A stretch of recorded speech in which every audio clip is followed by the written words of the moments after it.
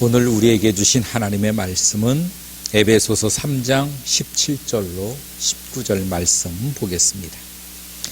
믿음으로 말미암아 그리스도께서 너희 마음에 계시게 하시옵고 너희가 사랑 가운데서 뿌리가 박히고 터가 굳어져서 능히 모든 성도와 함께 지식에 넘치는 그리스도의 사랑을 알고 그 넓이와 길이와 높이와 깊이가 어떠함을 깨달아 하나님의 모든 충만하신 것으로 너희에게 충만하시기를 구하노라.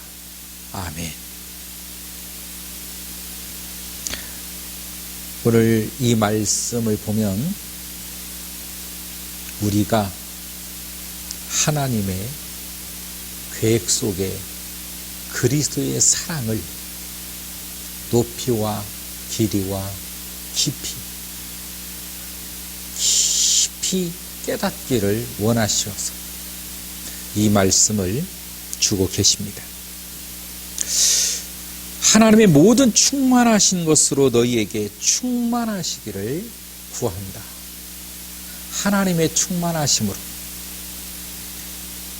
우리에게 충만하기를 구한다.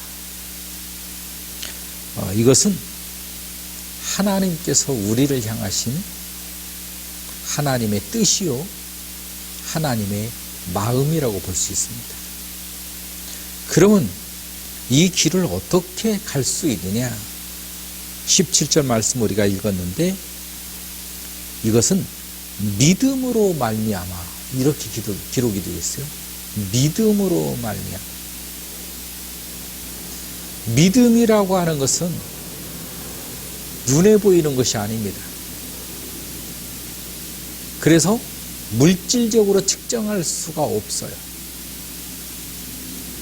그래서 사람들은 눈에 보이지 않는다고 해서 하나님이 속을 줄 안다고 생각하는 것도 참 어폐가 있습니다.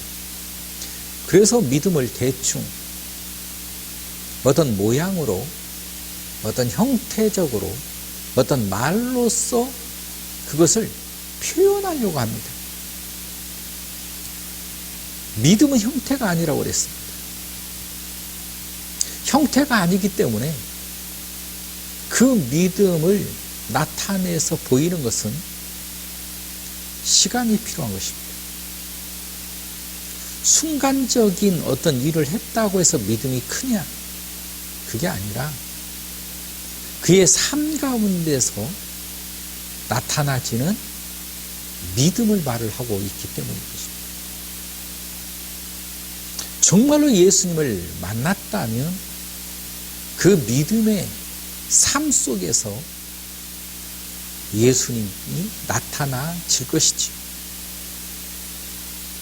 왜냐하면 믿음은 하나님의 말씀 속에서 나타나기 때문에 그렇습니다.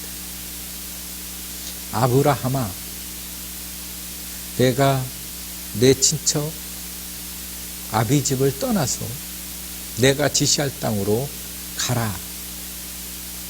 하나님의 말씀이 들려왔습니다. 그 말씀에 순종을 함으로 떠나는 발걸음, 그게 믿음이라고 하는 것입니다.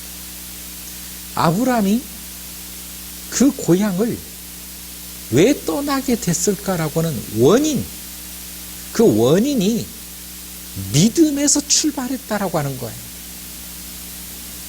우리의 삶 속에서 내가 어떤 행위를 하고자 할 때에 그 행위의 출발점이 과연 믿음에서인가를 우리는 생각해 봐야 된다는 것입니다.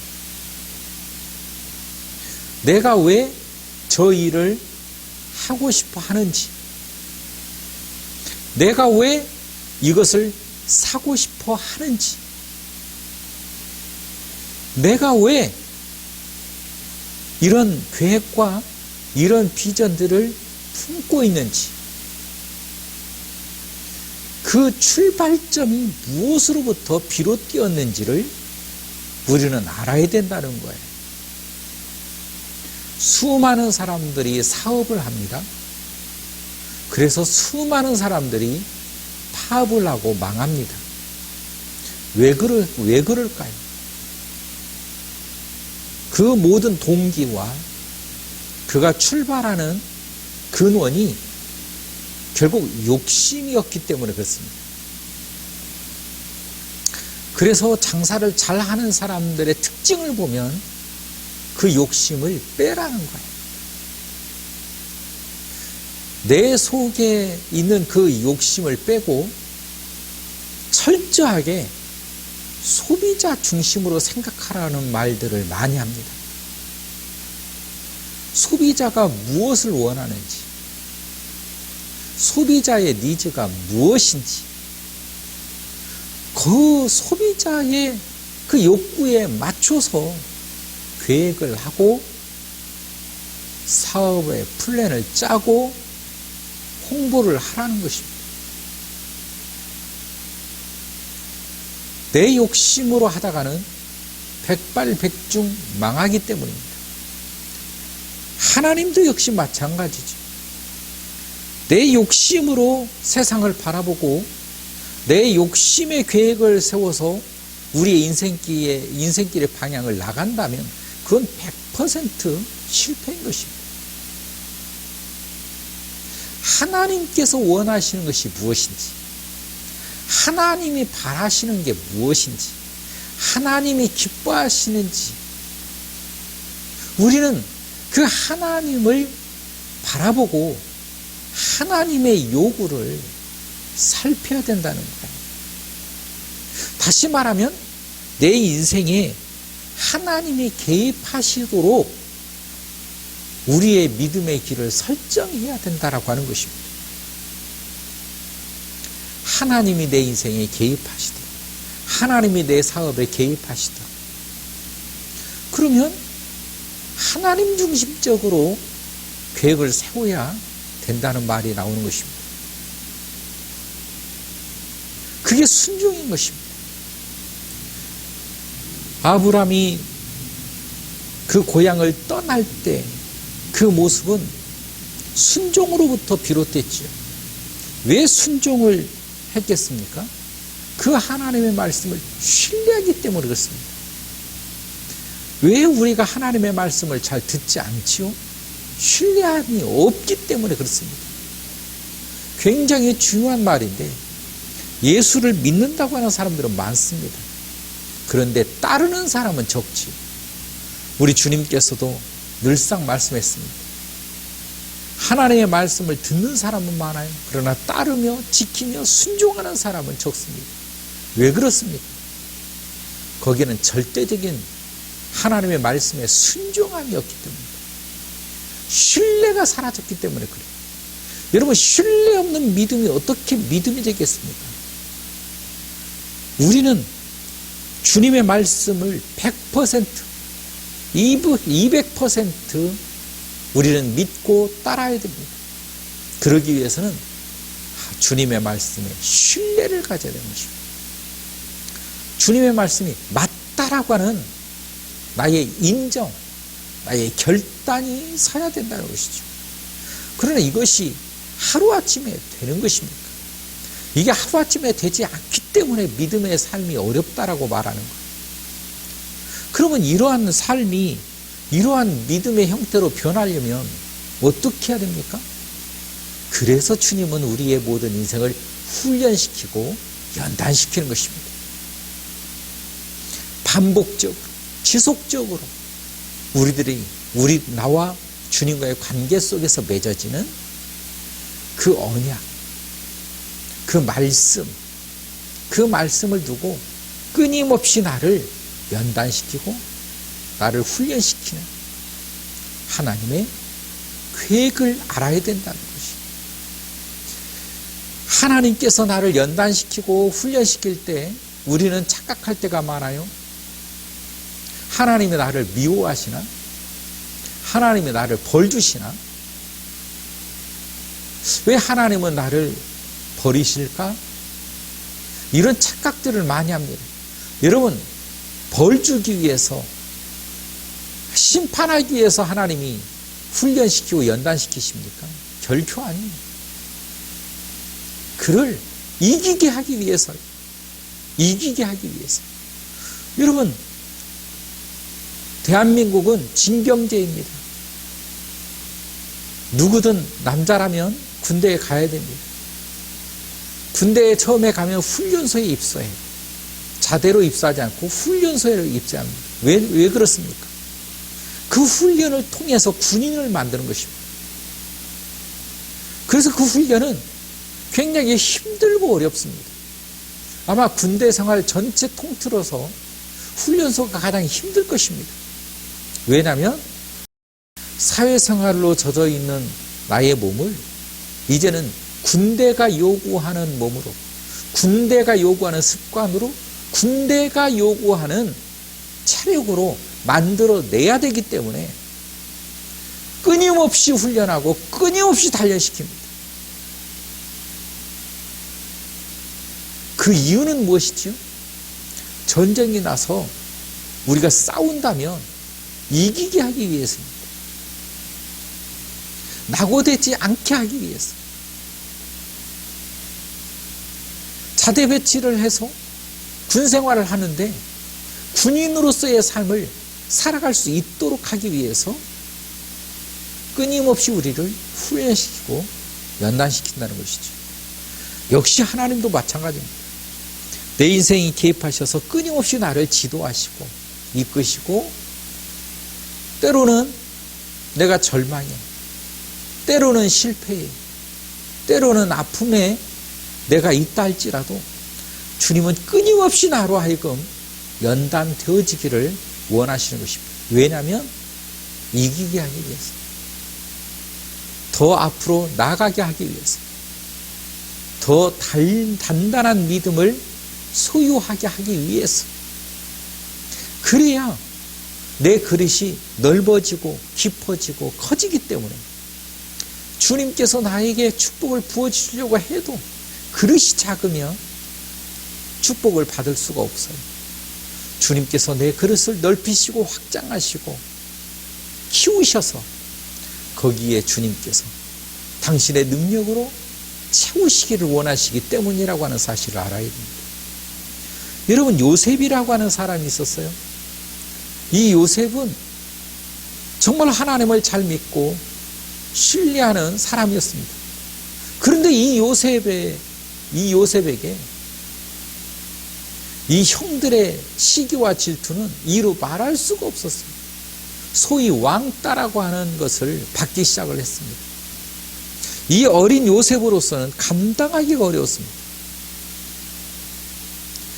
그래서 형들이 이 요셉을 죽이기 위해서 사실은 들짐승들의 밥으로 주기 위해서 함정을 파고 거기에 쳐넣습니다.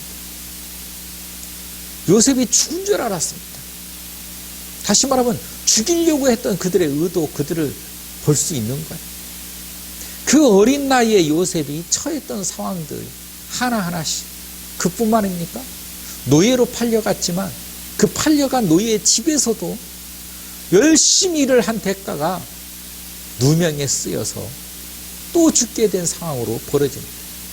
요셉 개인의 삶 속에서 개인을 되돌아본다면 인생의 한탄을 얼마든지 해도 했을 것입니다. 왜 내 인생은 이럴까? 왜 내 인생은 되는 게 하나도 없을까? 뭔가 좀 풀리려고 하면 이런 누명과 이런 나를 괴롭히는 저 세력들에 의해서 내 인생이 박살나는 이런 과정들을 끊임없이 겪으면서 무슨 생각을 하고 살았겠습니까? 근데 우리는 압니다. 왜 요셉에게 그런 일들이 벌어졌는지. 앞으로 하나님께서 이 요셉을 들어서 이스라엘을 구원하시려고 하시는 하나님의 계획이요 뜻이 하나님 안에 있기 때문인 것입니다. 요셉이 그만한 그릇이 되어야 되는 것입니다. 요셉은 그만한 인물이 되어야 돼요. 요셉은 그만한 성품을 가져야 되는 것입니다. 그만한 인물로 만들기 위해서 끊임없이 하나님이 연단시키고 단련시키는 모습을 우리는 볼 수 있습니다. 여러분, 내 인생에 있어서 끊임없이 고통과 어려움과 아픔들이 온다 할지라도 원망하지 마십시오. 그 모든 삶도 하나님 안에서 삶이요, 그 모든 삶도 하나님과 동행하는 삶이라고 하는 사실을 기억해야 됩니다. 하나님이 모르시는 것이 아닙니다. 나의 아픔을 아십니다. 나의 힘듦을 아십니다. 그럼에도 불구하고 하나님이 왜 가만히 계실까요? 그것을 견뎌내야 되기 때문에, 그것을 이겨야 되기 때문에. 그러나 염려하지 마십시오.